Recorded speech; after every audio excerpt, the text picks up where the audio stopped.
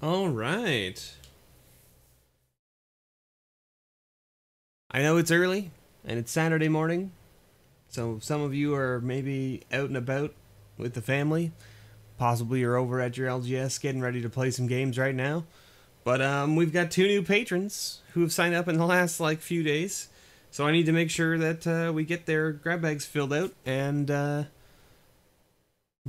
mailed out to them. I talked with Jonathan when he signed up, and I told him that I would probably just film it and just put it up as a video, and he said that was fine. But then the day after I talked to Jonathan, Lucas also signed up, so I figured, hey, you know what? I might as well do a live stream and pull both their grab bags at the same time. Why not, right? I mean, people like to see these things live if they can, and we'll just see how it goes. So, there you are. Hello, Biker Boy. How's it going? I'm streaming at a time that's reasonable for you. Isn't that weird? It's weird, right? You're not used to that, probably. I think you're over in... Are you in Germany, or are you just somewhere else in Europe? I feel like I saw that you're from Germany, but I don't know.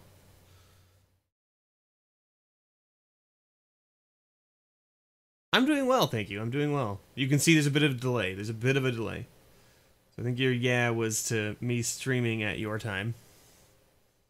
You're in Greece. Okay. Okay. So, I mean, I had the first letter right. It was G, and it was in Europe. It's not really close, though. Not really close. Hey, Lucas is here. How's it going? There you go, Lucas. We've got you here. Hey, an MTG Unpacked here. How's it going, man? I gotta talk with you. I have to talk with you, sir. MTG Unpacked. I wanna talk to you about how awesome your videos are and how awesome they're doing. You have some crazy views on some of your videos. That's awesome, dude. I wanna tap into it. So I need to pick your brain about how you're getting there, because holy moly, you've got videos there that have got like 40,000 views.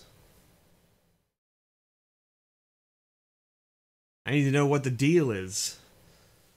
I think my highest video is like one of the first ones I recorded, which was like a full box of Masters 2013. I think it has like 8K, and that's from a year and a half ago, right?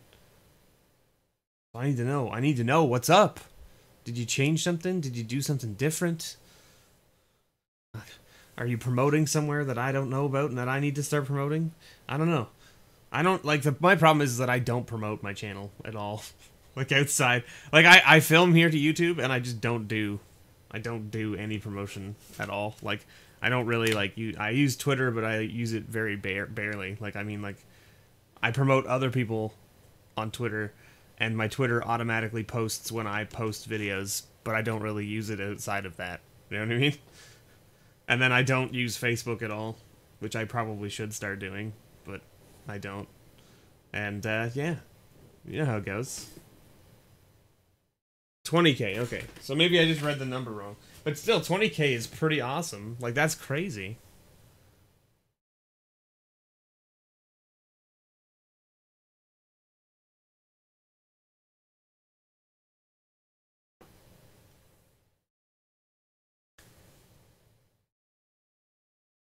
The trick is very simple. Is it just called, just put out content?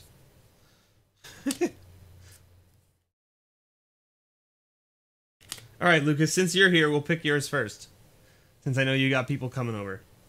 So we'll do your grab bag first, and then we'll move on to Jonathan. So, let me, and see, your names are on cards now. So that means you will be, provided you kick over to the next month, you will be in the pile of people who get one of those additional cards pulled. So they're over here. And by the way, everyone in chat, say happy birthday to Lucas. He's celebrating his birthday today. I don't know if it's actually his birthday today, but he's celebrating today. So make sure you all say happy birthday to Lucas. Lucas, your first rare is a Zendikar Resurgent. And your second rare is a Higyur the Still Wind. This card is sweet, by the way. If you play any EDH or anything, this card is a sweet card. Very nice. All right. Well, you got a flip card. Your first bulk is Graph Rats, Doomblade, Boon of Emrakul. Wow, you're getting a lot of black cards here. Angelic Curator, Innocent Blood, and Agility. And your foil? Boom! How about a foil Shoreline Ranger from Eternal Masters?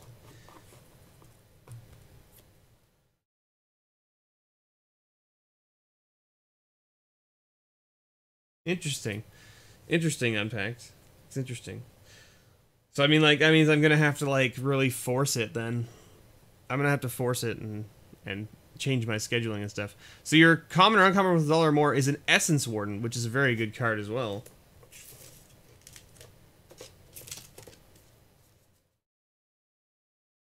Ah, okay, you were doing double daily videos the week after pre-release came out to give the algorithm a push. Interesting. Okay, I'll have to look into that. But there you go, Lucas. Thank you so much for your patronage. I really appreciate it. I hope you have a wonderful birthday. Magical, even. I know, I'm terrible. But I really appreciate it, man. I hope you enjoy. You like older cards? Well, good. You've got some. You've got one from Mirage, one from Urza's, and then you got a couple from... And then, of course, this is from, technically, like, I think Champions of Kamigawa? Or Saviors, one of those. But it's like it was one of the reprints from one of the Plane Chase kits. Alright, Jonathan is next. Jonathon.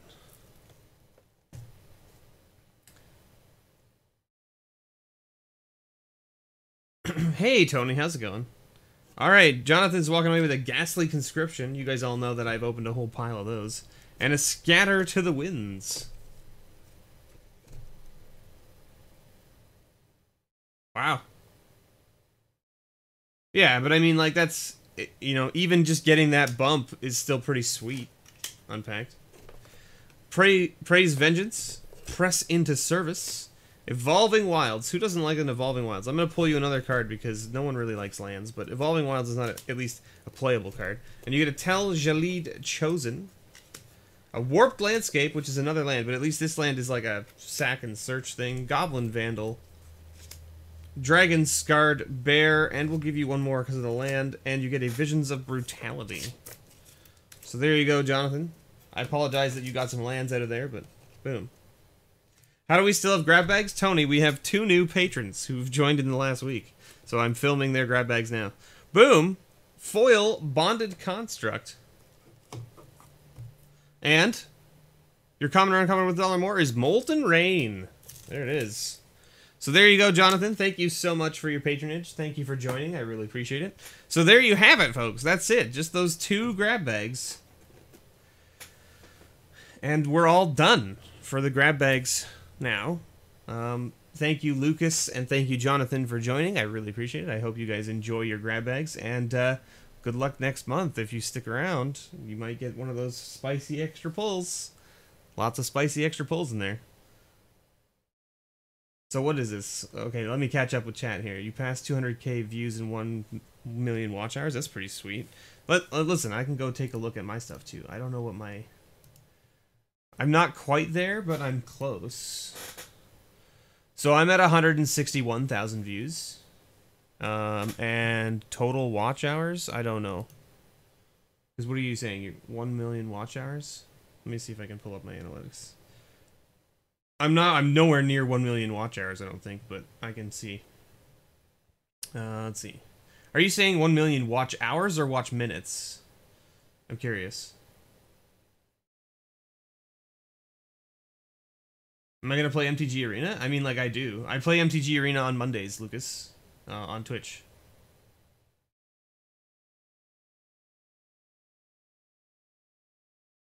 Yeah, okay, minutes. Alright. I was like, did you take the minutes and put it into hours? Like, that's crazy. Where is this nonsense? All of time. Lifetime. Show me. So I'm at 1.1 million watch minutes. So I have tons of watch minutes, but my views are not as high. But that's because my videos are so friggin' long. Hours would be insane. Hey Becca, how's it going? And hello Eric, how's it going?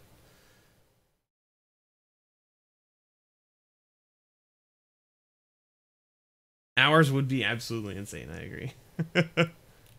Apparently I have 6,487 YouTube premium views.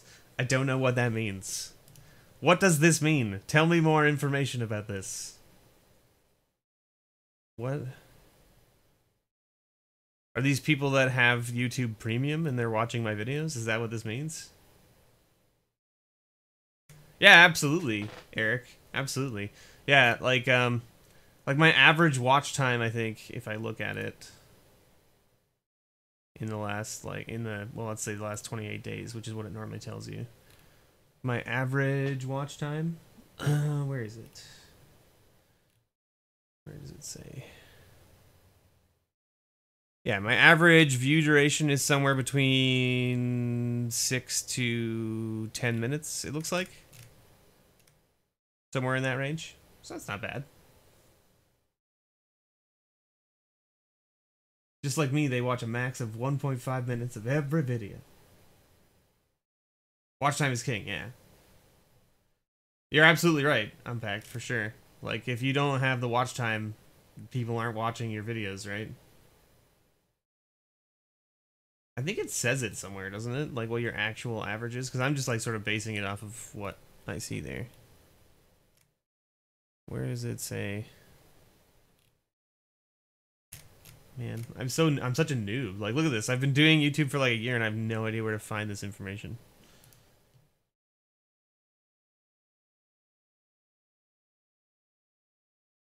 That is a lot of watch time, Eric. That's a lot of watch time.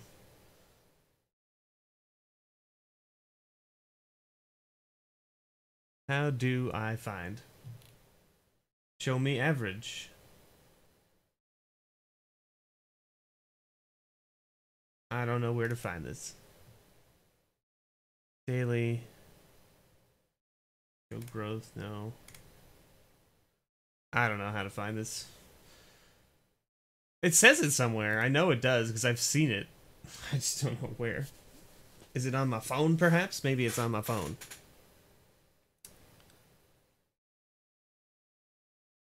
Hey, even that's pretty good, though, Unpacked. Like, if you're getting a booster box every 1.5 months, you're doing a hell of a lot better than I am. Because I'm, like, my average income is, like, 20 bucks or something like that. Every month. So, yeah. Like, my estimated revenue is $18 right now for the last 28 days. Right? So, that's what? Every 10 months I can afford a booster box in Canada? Yeah. Sweet. Like nine months.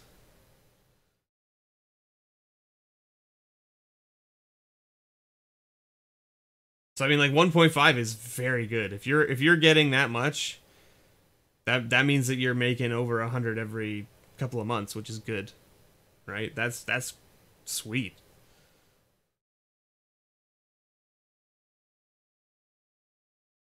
Is it here? Is this what it is?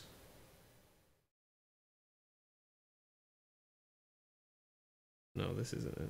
I don't know. I don't know where to find it. You try to watch and comment on every vid. I appreciate it, Jordan. I really do.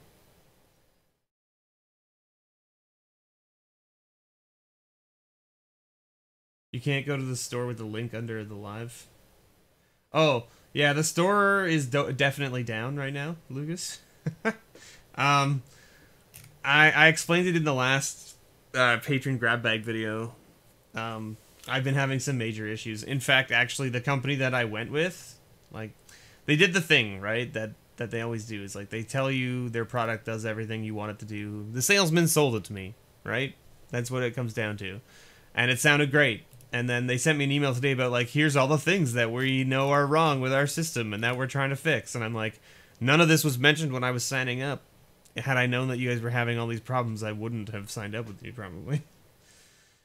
At least not yet, anyway.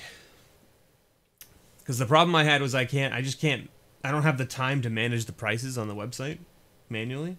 And so I needed something that would do it automatically for me.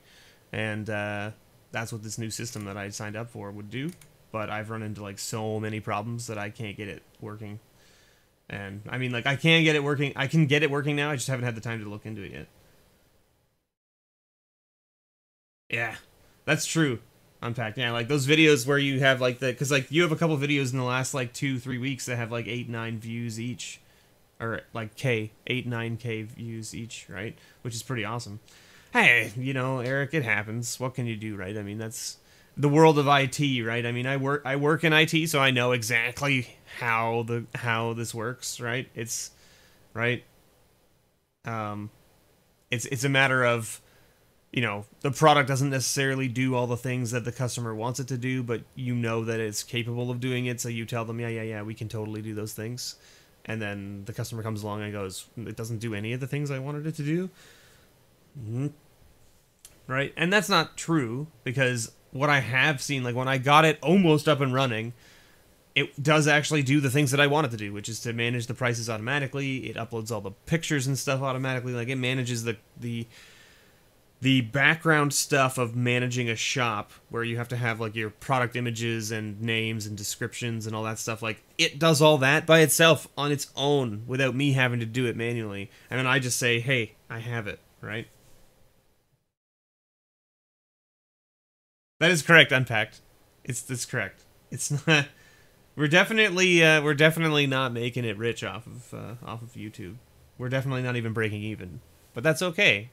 I don't do it to make money. That's the whole point, right? Is I don't do my YouTube channel to make money. I do my YouTube channel because I like to share what I love with the people that I like. That's how it works. See? Hey, Rick. How's it going? Did I miss anybody else? I feel like I missed someone else. Tony was here. I saw Tony. I didn't say hi to Tony. I apologize, Tony. Hello. Who else? Jordan. Hello, Jordan. I did read your message and comment. You got an invalid security certificate for what? The website? The store website?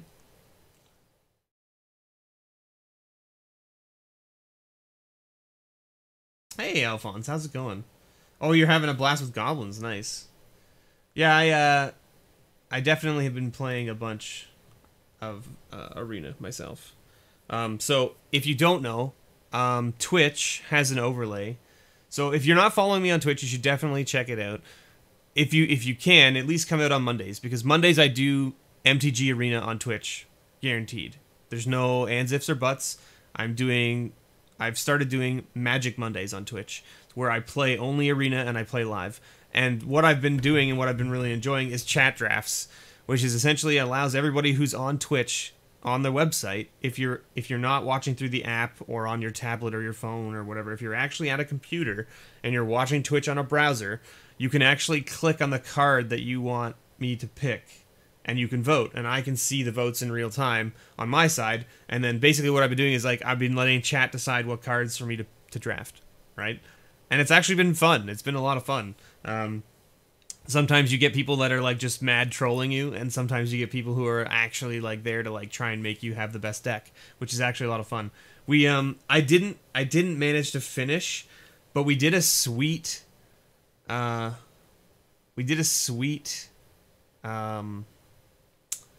Muldrotha deck 2 weeks back. We drafted a Muldrotha deck, and the first game we played was so utterly bonkers that I was like, I need to like take this and put it on YouTube, and I just haven't done it yet. But expect to see that video on YouTube because it is a sweet game. Like it shows how amazing the deck was. Like we just went off, and our opponent just had like there was nothing that they could do. In fact, they left, and I was like, no, come back. Come back. I want to play this deck more. It's fun.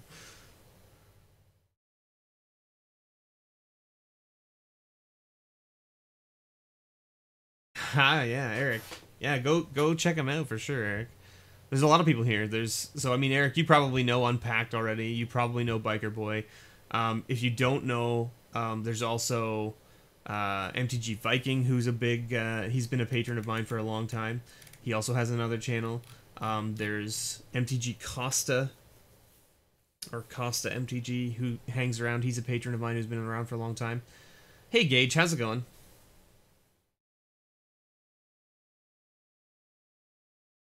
Yeah. So, but that's what I'm saying is like if you are around Monday nights, 7 p.m. Eastern Standard Time, I do Magic Arena on Twitch.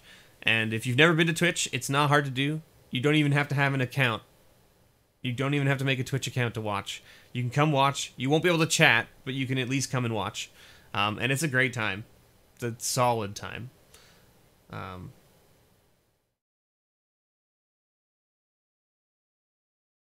You want the error code?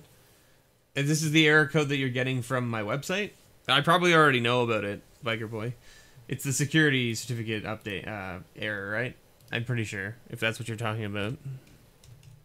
Because I get it too. Let's see. I think I get it as well, if I go to it. Yeah. The connection is not private, right? Is what you're talking about? Am I still playing other games on Twitch? Absolutely, Rick. So, Tuesday and Thursday this past week, I played some WoW. Friday, we do D&Ds. So, Monday, I'm playing Magic. Fridays, I'm playing D&Ds. And then Tuesdays and Thursdays, I'm pretty much just kind of playing whatever random game I want to play at that time. Yeah, it's not secure. I know. I already talked to them about it. So, like, I messaged them, and I was like, hey, what is this nonsense? And they were like, oh, yeah, the only thing that's secure on their site right now, like, so the idea is like you go to my website and it takes you to like their hosting of my website, right? So you end up with like a different string, right? So if you take the S out so that it's not HTTPS, right, and go to it, it'll give you the message still. And I was like, this doesn't work. Yeah, so their main site, yeah, their main site's not secure. Exactly. It's friggin' stupid. Yeah, they absolutely are, Eric. I agree. Like, it's busy, for sure. So their main site isn't, it's not secure. And I asked them about it, and they were like, oh yeah, it's not secure yet. The only thing that's secure on their site is when you go through the checkout process.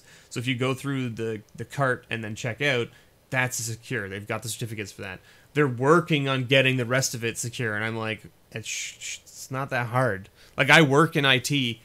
I understand how certificates and stuff work because I do this stuff on a daily basis. It's not hard. It's not hard to do to get a certificate. You basically just have to go out and build your CSR file and then go and apply to get a certificate created, and then the certificate will be created, and then you can just apply it to the server, and there you go, done, right? And like, hey Dustin, how's it going? Holy moly. But yeah, so the website's just kind of like,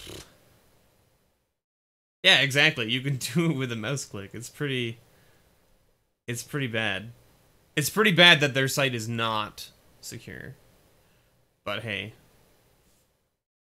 I mean, I'm only paying them quite a bit of money for their service, right? So why would they be able to have it done, right?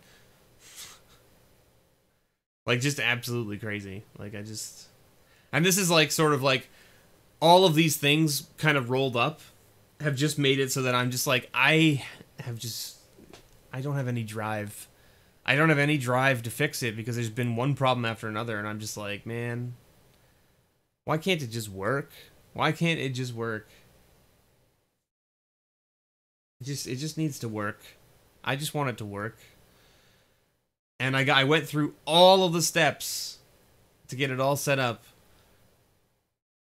And then for some reason the database got corrupted or something, and all the image files got broken because they essentially, the way they link the images, they link them to like a parent table in their database, right?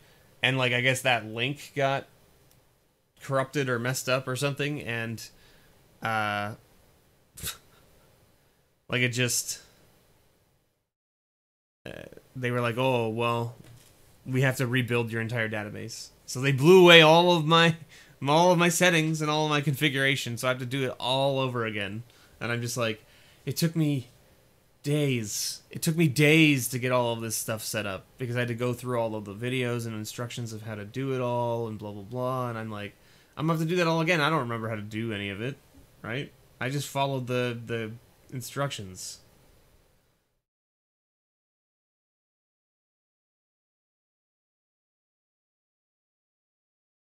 Well, it's not just about the cards, it's about the prices too, right? The prices is the main thing. So they scrape TCG, Amazon, eBay and stuff and build like a array of prices for market price.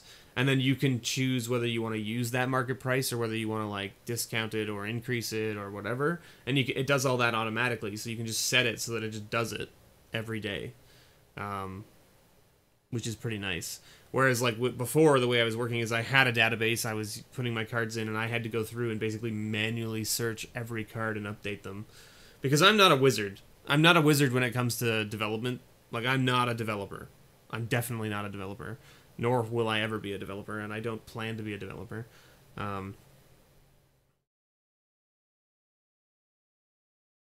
Well, that's the thing, Biker Boy, is I'm you know, when I say I'm in IT, I'm more in like the server backend stuff. I'm not in the code. So to pull that information from different sites and stuff to like scrape those sites, you'd have to build like some sort of API or something to do it, and I can't do that. I don't have the expertise. Thoughts on Mythic Edition? So the Mythic Edition thing is weird, and it's really upsetting. Probably to a lot of folks, right? I'm pretty sure that I stated in a previous video that I would not buy a box, because I didn't want to support the model, right? Because, and this is the best part, is that with the disaster that happened, on their website and the ordering and all that nonsense and all these people who like didn't get boxes and all this stuff. The only thing Hasbro will learn is that they either just need to have a better back end, or they just need to release more product. Because it obviously is going to sell, right? This is the problem. The only lesson they learned from this is that their website doesn't work, and that they can definitely sell all this product in this fashion. Because they did. It sold out, right? So they're not going to learn the lesson of like, this is a bad model and we shouldn't do it, because I mean, like, think of it this way. The box has 24 packs in it, 8 of which have promo planeswalkers in it, right?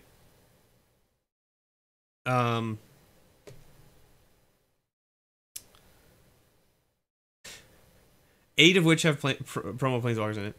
The rest of the packs are just normal Guilds of Ravnica packs. And the packs that have the promos in them still are technically just a pack of Guilds of Ravnica. You get a rare and all that nonsense. It just has the bonus card, right? So all they're taking away from this is that they can sell a box that has less packs in it than normal for almost double the price, and it will sell out. Right? These are the things that the community has taught them right now with this product, right? And, you know, there's a lot of people out there, right, like, that are going to say things like, oh, well, you know, I bought the boxes for, you know, charity, I'm going to donate them, I'm buying them for a collection, like, I want to make sure, like, I've been collecting for years, and I want to have one of every card that Magic has ever printed, so I needed to get it, and I'd rather get it for the $250 than for the marked up price that people are going to sell it for on eBay and stuff. And, you know, that's fine, right? I mean, you got to understand that, yes, there are going to be people out there that are like that. I think the real issue is that it doesn't teach wizards. Like, we needed the community to be together on one side of the fence or the other. But we have a mix. We have people who don't care, and we have people who are on the fence about it, and we have people who really care that this is a bad idea, right? So there's people that don't care about how Wizards handles this. There's people that are on the fence and they're just kind of like, that's kind of where I am.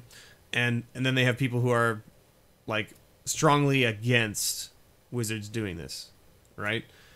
And it's not Wizards, it's Hasbro, right? As we all know, right?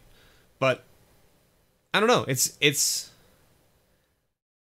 seems like a really crappy thing to do, and it was just a money grab. It was just a money grab for sure, right?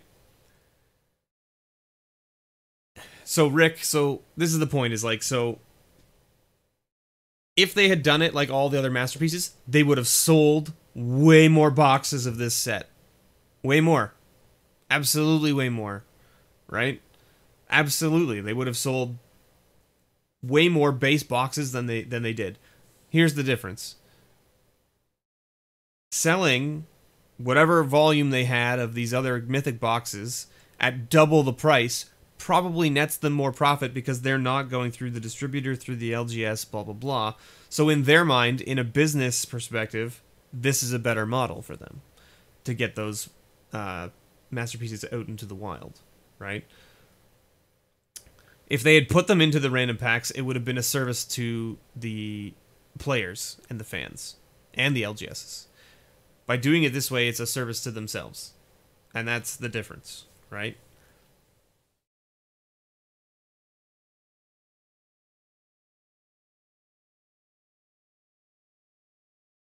So, and I mean, like, this is the real issue, right, Eric? So let's talk about this right now.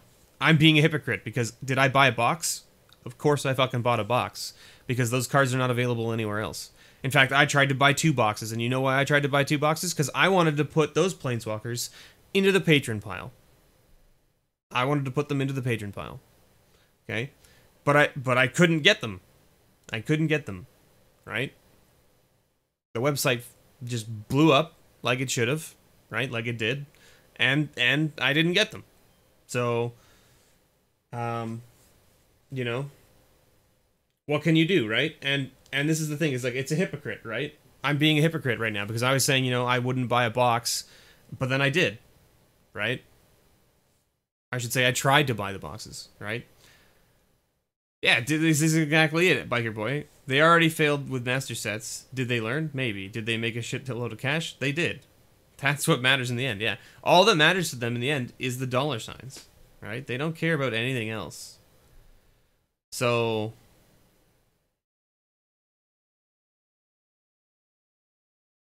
like, it's just...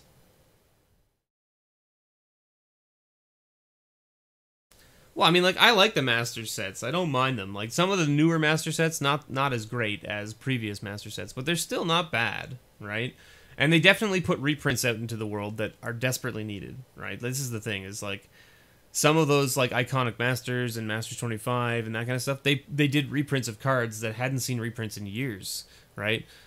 And those needed to be done. Like, those reprints needed to be there, right? Yeah, and exactly, that's the point about the Mythic box, is $250 for 24 packs, right? It's just an insane amount, right? Like, it's just crazy. It's just crazy, right? I don't know. It's hard.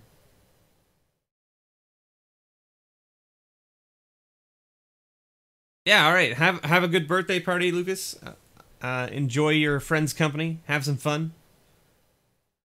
It's definitely not, like, this is the thing, is like they said, oh, the reason that it's 24 packs is for drafting purposes, because then everyone gets one of these dudes, one of these planeswalkers, for each of their draft pod. Like, you know, you get 3 packs and you get one of the planeswalker packs, right? So everyone's going to open a planeswalker and then you're going to draft and have fun, right? The problem is that some of these planeswalkers are like Teferi. He's blue-white. Well, Azorius isn't in guilds. Azorius isn't in guilds. So if someone opens Teferi in their draft pack, are they going to take him and play him? Probably not. Probably not. Like, I mean, maybe they try to force blue-white, but, like, it's not easy to do so, because the fixing is not really for blue-white. Right? And, yeah, that too. Like, how expensive is that draft, right? That's what, $30 a pack almost? Right, well, no, $10. $10 a pack. So, like, you're talking like $15 a pack almost. If you're talking, like, to cover tax and all that nonsense, right?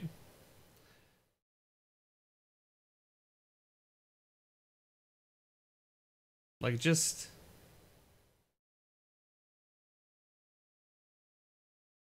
I don't know.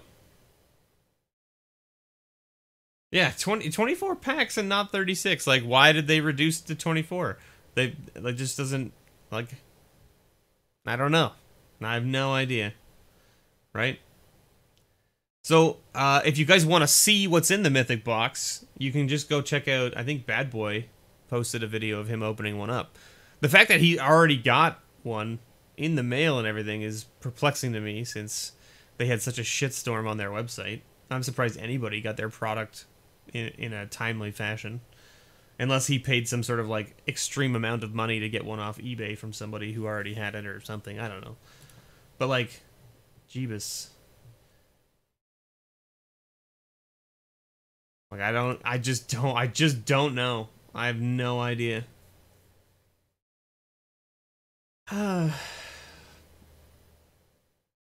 Hasbro is trying to make Magic the Gathering a more profitable game for them.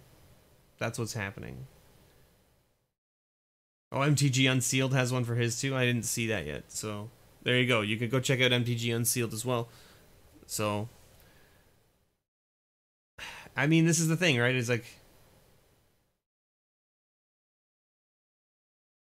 It just... Right?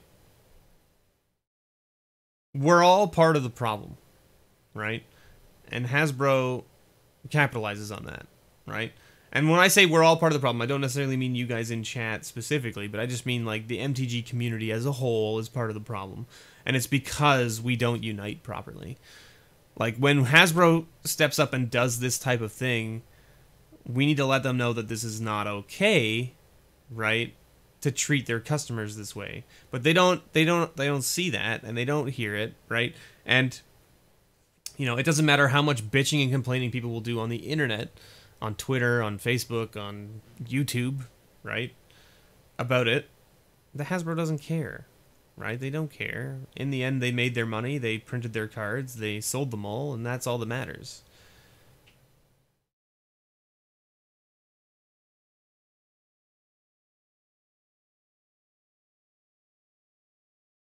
Yeah, but this is the problem, right? It's like...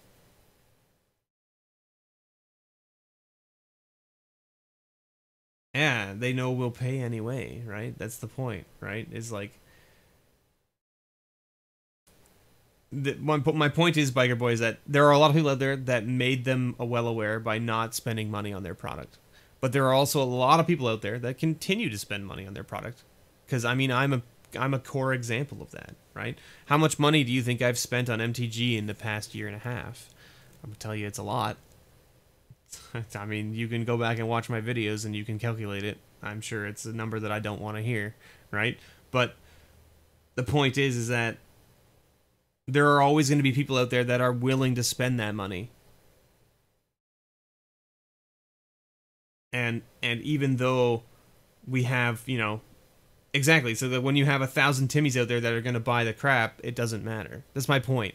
It's like, the MTG community really needs to unite to basically say, nobody buy this product, right? Nobody buy this product. If nobody buys it, they'll learn, right? That this model doesn't work. The problem is that you can't get across, right? So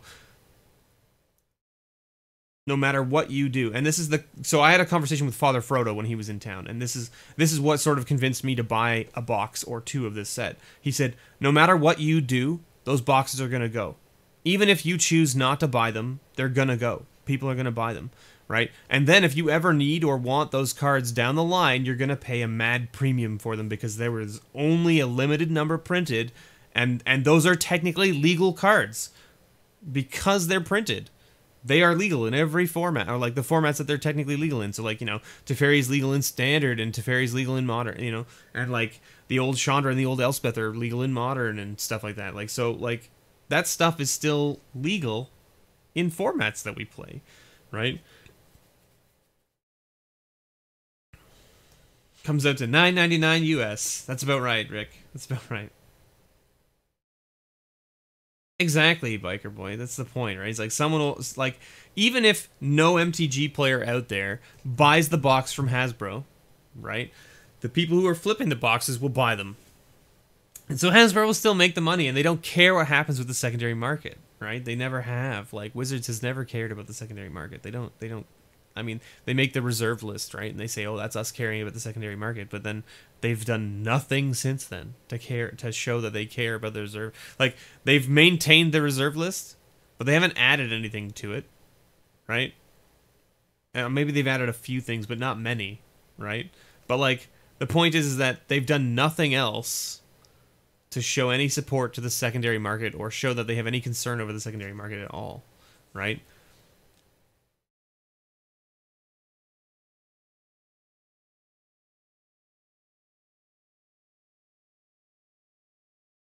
I think, Eric, if you were to like look on eBay and stuff, you could find some, but they're probably super overpriced.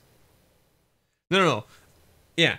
I agree with you that they care that there is a secondary market. What I mean is they don't care what the secondary market does other than just as long as it's there and it's creating buzz and sell and demand for our cards, that's all they care about.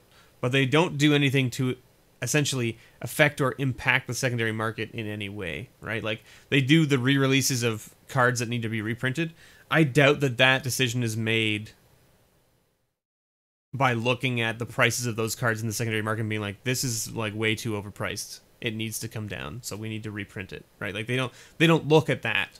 They look at this card's in high demand, or there's a lot of demand out there for this card, so if we print it again, it will sell a bunch, and then it will create a buzz, and yeah, it might drive the secondary market price down. We don't necessarily care about that, but people are going to be buying and selling these cards, which means there'll be more demand to buy these packs when we print them, that kind of stuff, right? They definitely care about that, but they definitely don't care about the secondary market in a sense of, oh, someone's going to buy our product and sell it again for a higher price? Whatever. I don't care. Like, they don't care about that. They don't. They just turn a blind eye. Like, so for instance, like buying the box for 250 and then selling it for 600 immediately, like literally right after they sell it. They don't care, right? There's nothing in there. Like, there's nothing. They've done nothing to try and prevent that type of flipping from happening. And that's sad, right? That's upsetting, right? Hey, exactly. They're actually betting that the secondary market's going to jump on the product.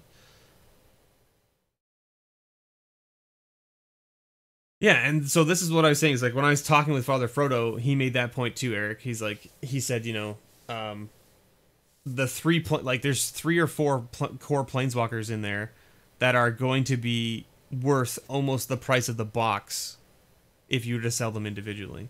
So why would you not try to buy the product and sell those to make your money back? And then you just have, you know, 16 packs of 16? Yeah, 16 packs of Ravnica essentially for free, right? Not to mention you have a bunch of other promo planeswalkers, right? Yeah. Yeah, exactly, Biker Boy, and exactly, Becca. Like, it's just... Nah, what can you do, right? I mean, this is the thing of big business, right? This is what big business does, right? They do what they think is best for them to make a profit on their product. And so, you know, it's just gonna be that way forever, right? I don't think there's gonna be anything we can do to change it. So, now, I mean, like, I'm not saying that I don't love Magic, and I'm not saying that I don't love Wizards of the Coast. I'm definitely indifferent to Hasbro, right? But I mean, if they ever wanted to sponsor me, I wouldn't turn them down, put it that way, right? But I doubt that will ever happen. But the point is that I'm one of those guys that sits on the fence, right? And I always will be. And maybe that's a shitty thing to be, because I don't really have, you know, I'm not going to be on one side or the other of the fence. I don't like taking sides, right? I don't like taking sides. And specifically because I just don't like dealing with the drama and the nonsense that goes on with picking a side, right? So that's part of my issue. That's my issue that I have to deal with, right?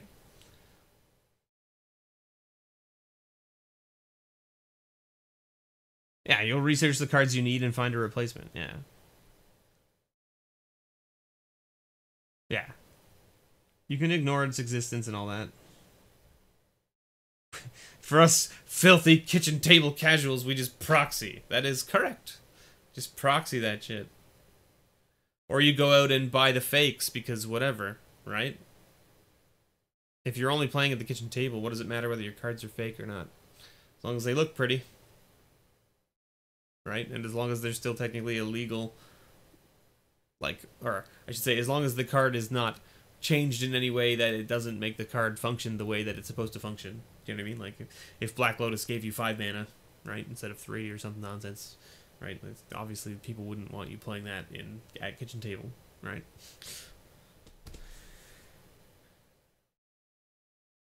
Listen, casual play is my favorite. Casual play is my favorite. That's why, like, so once a month, the third Friday of every month, I get my old group of high school and college buddies back together, and we meet up and we play cards once a month.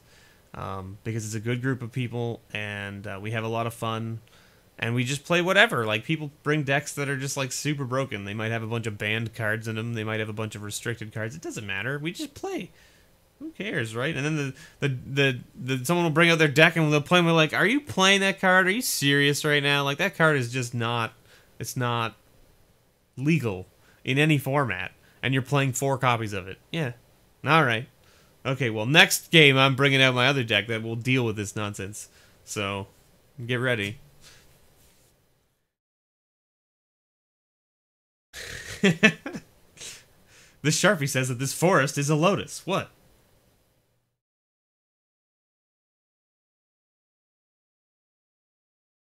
You just steal them? You steal my cards? Yeah, it would be hard for me to notice, I'll be honest.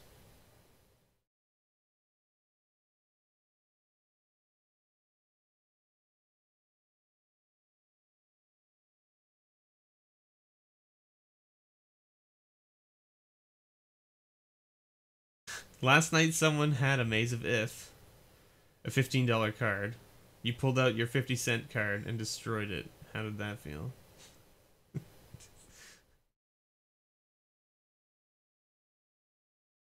This was your Maze of Ith proxy that you destroyed? Is that what you mean? Or did you have like a fake copy of Maze of Ith?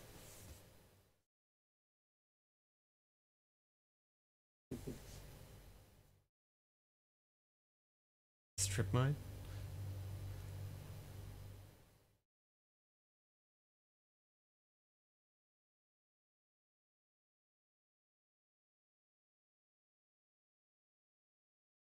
Oh, you pulled out your 50-cent. I see. With a 50-cent card. Yeah. Well, yeah. Was it, did you use pillage or something? Because that would be hilarious.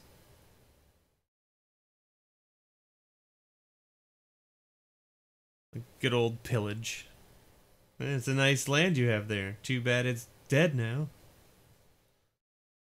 Oh, man.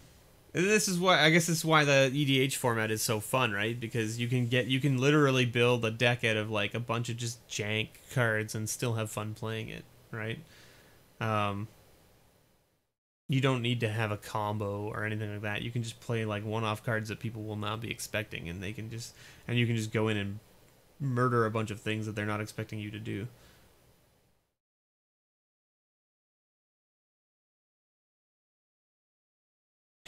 Like demonic versus vampiric tutor, yeah. $50 or 50 cents. Yeah. Hey, Arvagos, how's it going? Not much up here. We pulled some grab bags for some patrons. Some new patrons joined the club. I appreciate them. And then we've just been shooting the shit about stuff for the past, like, half an hour or so. Well, 40 minutes. Holy moly, I've been streaming for 50 minutes. My goodness. Hour-long stream about nothing important. We were talking about the Mythic box, and the mythical edition of guilds, and then now we're talking about how a lot of people over price cards, and basically, like, you know, some cards are pricey, but, you know, they can still be wrecked by cheaper cards. One card is Brink of Disaster. Oh man, I don't even know what this card is. What is Brink of Disaster? I gotta go look it up now. I've probably seen it before, but I just, like, off the top of my head, I don't know what it is. Brink of Disaster. This is from one of the core sets. What is this card? Enchant creature or land. When enchanted permanent becomes a tap, destroy it. Yep, alright, that's fair. It's a good old 5-cent card that people would not be expecting you to be playing, probably, yeah. Uh-oh. Another new patron, Eric. You sweetheart. Well, let me know when, and we'll have to make sure that I pull another, I'll pull a grab bag for you.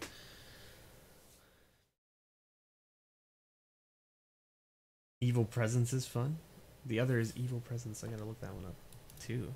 See, like, this is like, you've got cards here that I've never even, like, or like I've seen or heard of, but I just, like, don't, like, because they're not really used, I just don't know them really off the top. Oh, this is an old card. Wow. When did it get reprinted? It got reprinted in New Phyrexia. Okay. Oh, Enchanted Land is a swamp. Yeah, yeah, alright. So it's just a 1 mana that just turns it into a swamp. Yeah, that's fair. Holy moly.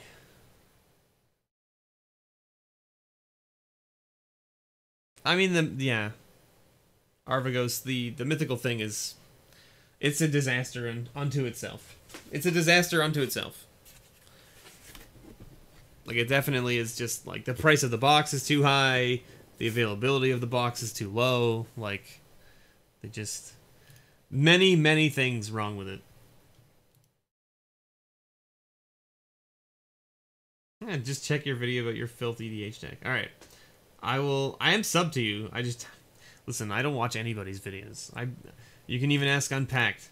I used to watch Unpacked's videos all the time and comment on his videos, and then I just, like, stopped because I don't have time anymore. Like, I hardly ever have time to do, like, I don't even have time to film my own videos and edit them. I'm rushing around like a crazy man.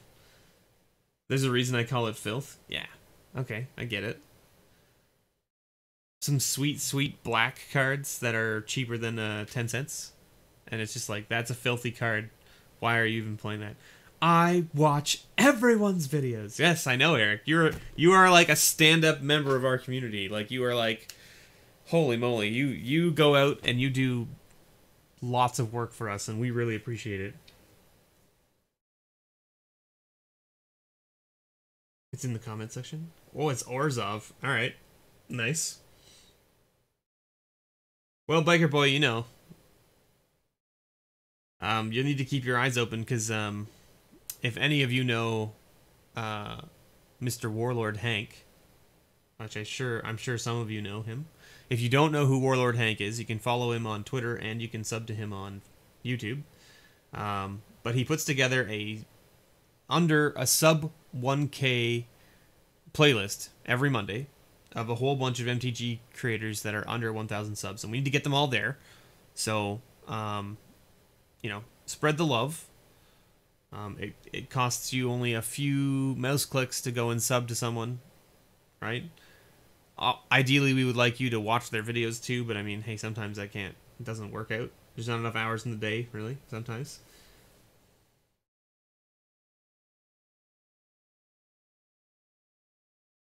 Yeah, so Hank and Slowclap. His son is Slowclap. So Hank is doing a new series, and some of you may have seen it. It's called Have Deck Will Travel. So he's actually asked me to... well, I should say, I offered to help him back when he first started up the series. And so he's contacted me now, and we're working on something for the series. So keep an eye out for that. I don't know when it'll come out, but I think it will be in the new year sometime. So keep an eye out for that, and definitely go check out his channel. He's doing like a series where he's going around. The Have Deck Will Travel is a series where he goes around to like local game stores and just checks out and does, like, interviews the game store owner and like plays some games and gives away an EDH deck that they've built. So if you like EDH and you like getting cards and stuff, go check it out. Yeah, it's super hype, super hype. So get ready, because let's be honest, you're all gonna get to see one of the jankiest decks you've ever seen. That's all I'm saying.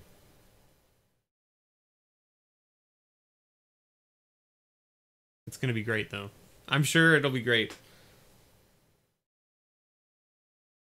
Biker Boy, I'm always open for any kind of collaboration with anybody. Like, if anybody ever wants to work with me, all they have to do is contact me and let me know. And, you know, if I can help, I will, right? I mean, if any of you follow Pappy Popper, right? Pappy Popper is on YouTube and on Twitter. And he is a proponent for the Pauper format, if you didn't guess that from his name. He actually ran a Pauper tournament about a month and a half ago or so, and I was a part of it. And before he even started the tournament, I messaged him and I said, hey, you know, like, let me know if there's anything I can do to help out. Like, I would love to help in any way I can.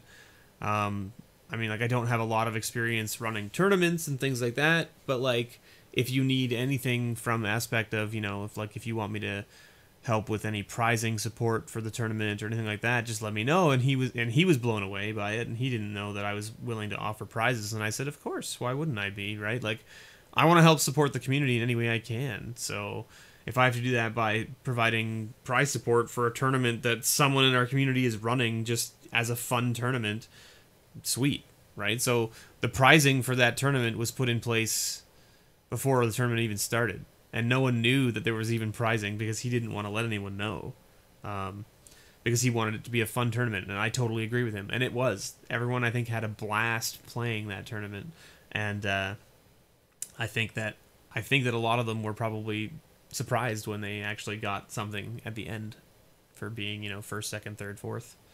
So that's good. I really enjoyed it, you know, and I played in the tournament. I lost my first round handily, but I built some horrible jank deck, and it definitely didn't perform very well.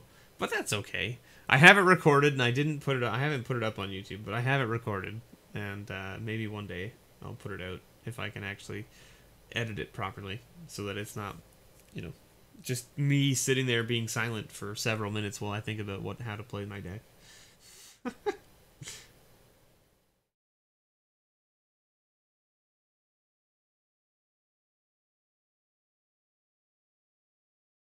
Absolutely, Biker Boy. I'm totally down. If they ever add a friends list or anything like that in Arena, let me know. We can totally hook up and play some games for sure. Yeah, the tournament was in MTGO. Yep.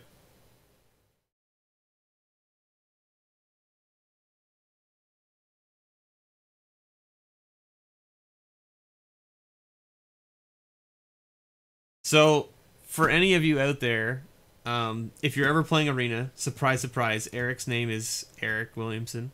So if you see Eric Williamson when you're playing Arena, you'll know exactly who it is. It's that guy right there in chat. And likewise, if you ever see MrBevers in Arena, guess what? That's who I am. So,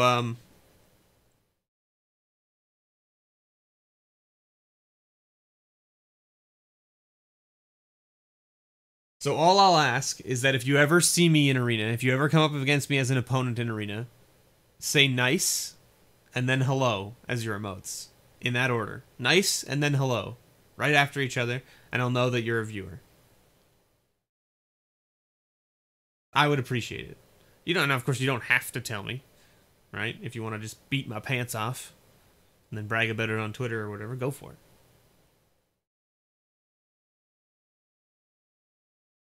MTGO scares you. A lot of people are cashing out right now. I don't know why, right? Nice and then hello. Yeah, but say nice first. See, this is the thing, is like a lot of people open with hello, and that's just common courtesy. But if you say nice and then hello, I'll know that you're a viewer. See? Because no one will say nice before saying hello, unless they know you, right? But the MTGO thing, like people cashing out, I haven't heard about this, but that's because I don't really follow the news when it comes to, like, I don't follow any MTG news at all, like, ever. I'm so bad at keeping up with the product that I love. It's insane. Mainly because I love the game. I love the game, and I don't really, like, when people are like, "Oh my God, did you hear about this?" and I'm like, "Does it gonna make the game stop being a game?" No, then I don't care. And it's not that I don't care. It's that I like the game for the game. I don't really care about the drama and the news and the nonsense. The thing that I'm going to say is that people cashing out of MTGO makes no sense to me because MTGO is not going anywhere. So I don't know. The only reason they would be cashing out of MTGO is because they just don't want to play on MTGO anymore. Fine. Whatever. But Arena will never replace MTGO because it just can't. Arena cannot handle the amount of stuff that MTGO can handle. It's just how it is. And MTGO is an old piece of product, and it's old and it works. And if they're going to replace it, they really need to put a lot more effort into it than they did with Arena. Because Arena is great. Don't get me wrong. Arena is a lot of fun. And they've done a really good job with it, but it is definitely not a replacement for MTGO. Like, not at all. It doesn't have the library of cards, it doesn't have the formats, it definitely doesn't have the rules engine to handle all the old rules and everything. Like, there are cards that will break that application. Like, if you like, there are stuff that almost breaks MTGO when you do it. Right, like there's infinite loops and things like that, right? And if you get stuck in them in MTGO, you know, the game can time out, but at the same time, they step in and they'll essentially say, okay, you're stuck in an infinite loop, you either concede or you're not, right? If you get stuck in an infinite loop on MTG Arena, you forget it. You're stuck there until the game crashes. The game's gonna crash, and then that's it.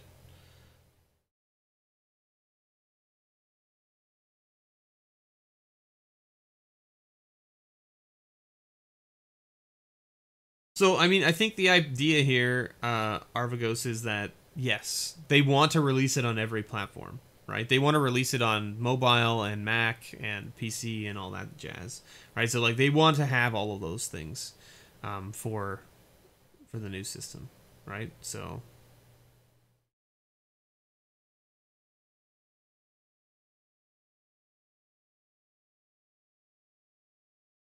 yeah, so I mean, like, that's the thing, right? Biker Boys got it right. Like, I don't follow any of the people who are really part of the drama scene of MTG, so I don't see it on Twitter. Like, and I'm on Twitter on a daily basis, reading and following the people that I enjoy, right?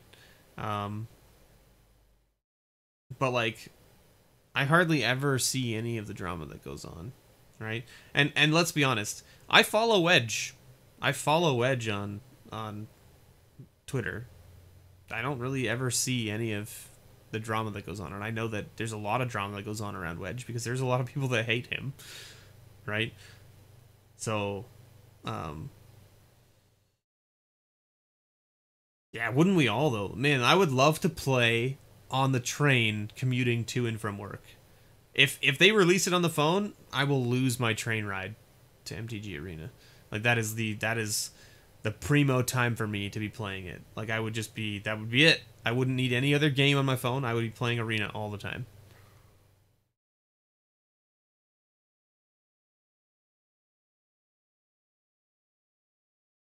Yeah, exactly, Biker Boy. Like, the only time I ever see any of it is if it gets retweeted by someone that I follow, right? Like, retweeted or liked or comment on or whatever, right? So, other than that, I hardly ever see any of that stuff. So, anyway, I'm just going to put this away and get it off my table. Because it's in my way. Back to the shelf with you, box of cards.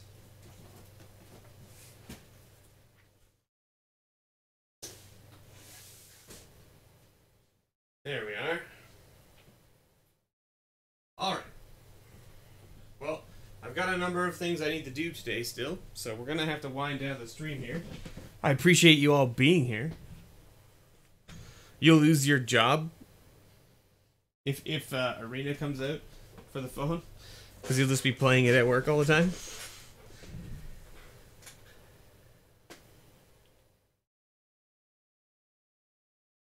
That playmat should read Grab Box Canada. This is the nice playmat that Tony gave me.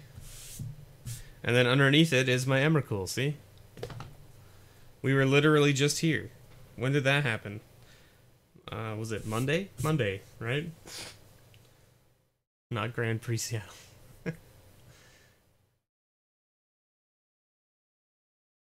Am I going to GP Seattle next year? I'm nowhere near Seattle, so probably not. Because I mean, like, for me, like, Tony sent this to me because he went. Right? He went and then brought it, like, mailed it to me. I'm in, like, the Toronto area, so making the trip out to Seattle just for a GP is not a likely scenario.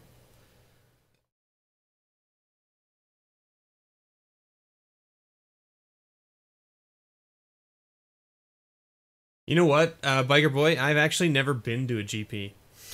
I haven't even... I shouldn't say that. I've been to one GP, but I only went there to just sort of check it out. Like, I didn't play in any events. I didn't stick around. I just went, showed up, sort of took a look at what was going on, and then took off. Right? I would love to be. I would love to be, Eric. If I could be out on the West Coast, I would totally be there. Because a lot of my favorite content creators and stuff that I watch on a regular basis when I have time, and a lot of the people that I like in the community are out on the West Coast. So the 3-hour time gap changes a lot of things, right? Because when they come online, I'm like getting ready for bed, and I'm like, I can't watch or comment or partake, right? So it's unfortunate, but hey, it happens, right? And I would love to be near Seattle and Vancouver because there's so much cool Magic stuff that goes on in that area, right? So you wish they would do one in Columbus? Huh? Tell them. Yeah, the GPs don't really happen over there, do they? Biker Boy. When they do GPs in Europe, it's generally like, what, France, England.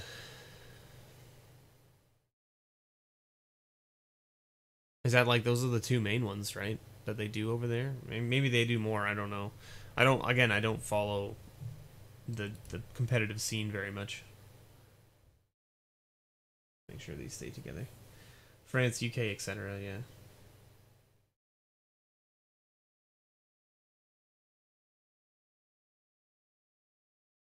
You're usually at work when it's released, yeah.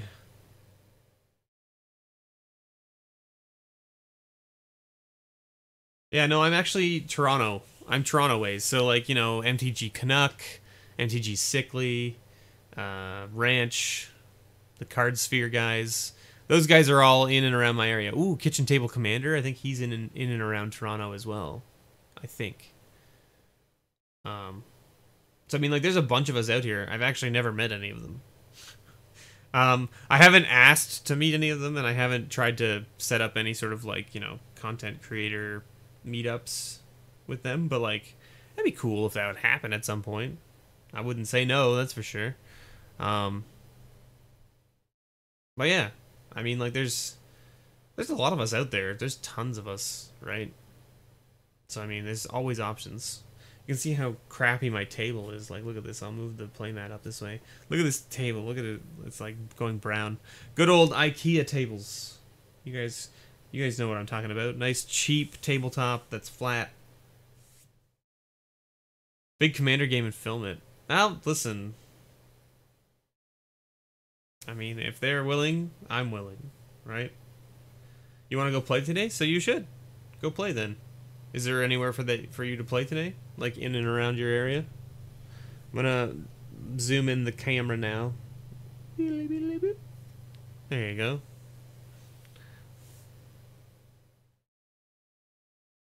There it is. Alright, so I think that's gonna be it. I think we're gonna wind down here. Canadian Command Zone. Hey, if I had the space to make Game Nights Canadian edition, I would totally do it. If I had the setup and that kind of stuff to be able to make something like that on a regular basis, I would totally do it. You're gonna go play some Modern later? Sweet, Tyler. That's awesome. Enjoy. Have fun. Wreck some face. I don't know, or just enjoy, whichever. Maybe they're not mutually exclusive. I don't know.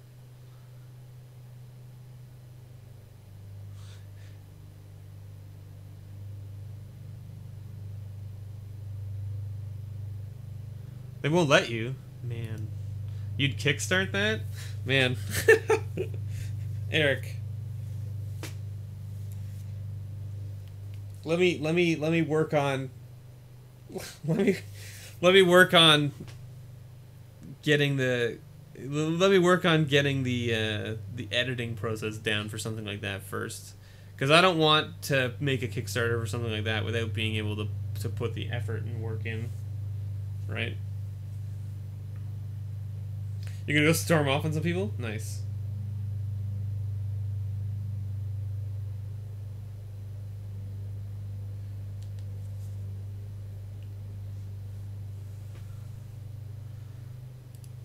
Your mommy wife won't let you. Man, that's rough.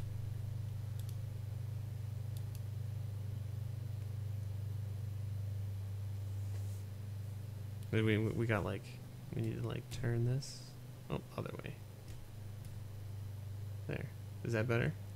That's like a little bit. Oh, this way. Eh. We can actually move the feet out a bit. There we go. So that it's... There we are. That looks a little better, eh?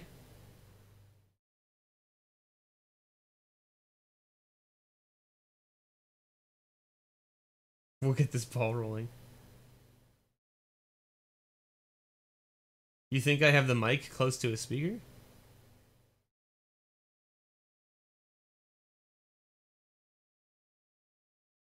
What creates the sound?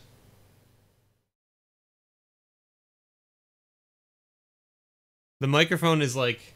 So, the camera is here, right? The microphone is like that way.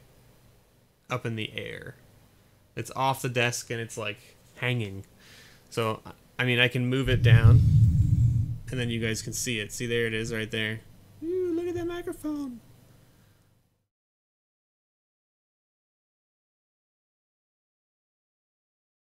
So, I have it normally up this way so that it doesn't block my vision of the screen, and you guys can still hear me clearly when I'm speaking directly at the screen, which is the idea. Like, so I should be looking at the screen when I'm filming, because rather than looking down at the cards, because then you guys won't hear me as well. So,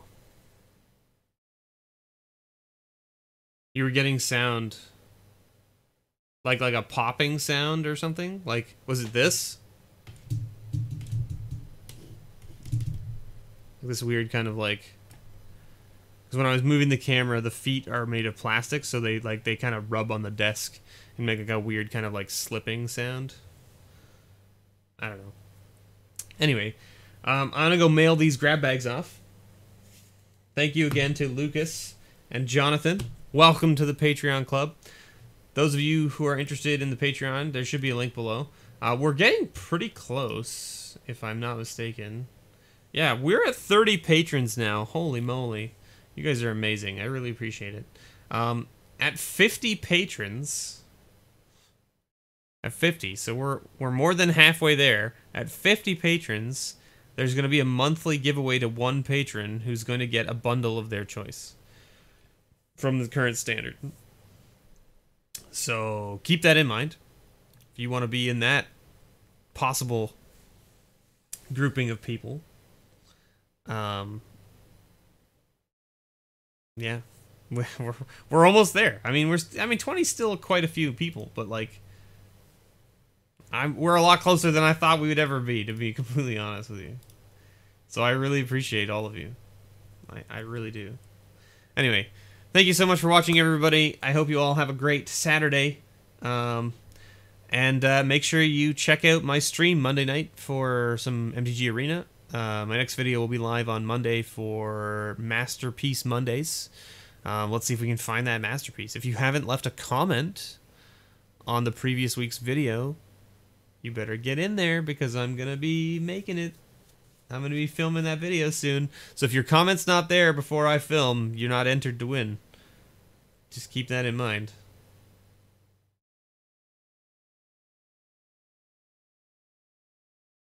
Yes, have a good day, everybody. Thank you, Rick, Arvagos, Biker Boy, Eric. Thank you for all sticking around and saying hi and chatting, keeping me occupied, shooting this shit with me. I really appreciate it. Thank you, everyone else, for watching. Everyone else who was here. I know Tony was here, and there was a bunch of other people. Lucas was here. Tyler was here. Who else did we have? Now I'm just naming people that I've seen in chat. See, we got Becca was here. Who else did we have? We had Rick. We had Gamer Geek was here. And see, now I'm just scrolling. We had Dustin was here for a while. Unpacked was here. Alphonse was here. Man, thank you, everybody. Thanks for hanging out. We'll see you all next time. And there might be another stream. If well, there will be another stream sometime this month. I don't know when it'll be. Eric has mentioned that he's probably planning to join the Patreon, so we'll be doing a stream for his grab bag. But there's also a bunch of mail coming, apparently. So I'm excited. I'm excited to see what's coming up. I don't know. 2 people have reached out to me and told me that they've shipped something to me, so I gotta keep an eye. So there will be a mail time video at some point this month, probably. So keep an eye out on that. And as always, may your pulls ever be better.